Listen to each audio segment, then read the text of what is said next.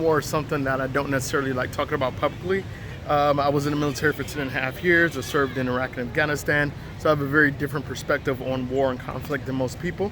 And the Vietnam War is not only a complicated subject for a lot of service members, but also just an American complicated conversation for Americans. So I kind of steer away from that conversation unless I'm talking to a Vietnam vet or a fellow serviceman. But publicly, like in this forum, I just won't talk about it. But what I will talk about is my views on war and conflict in general.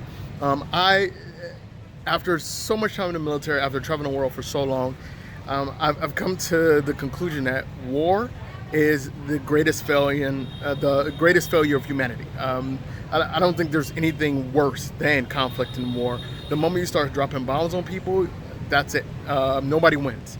Even though there's usually a winner, nobody wins when people are killing each other, and we've only found more creative ways to do it.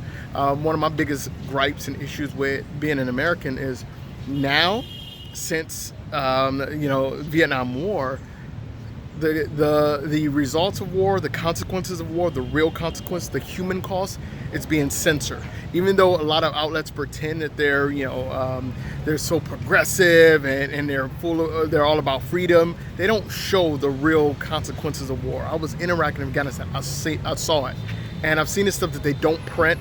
They'll never put to publish, and it's frustrating because when I go home, everybody glorifies war. We've turned fucking war into video games now, where we've become so desensitized to it that people are okay with advocating and supporting conflict and war, when it should be the very, very, very, very, very last resort.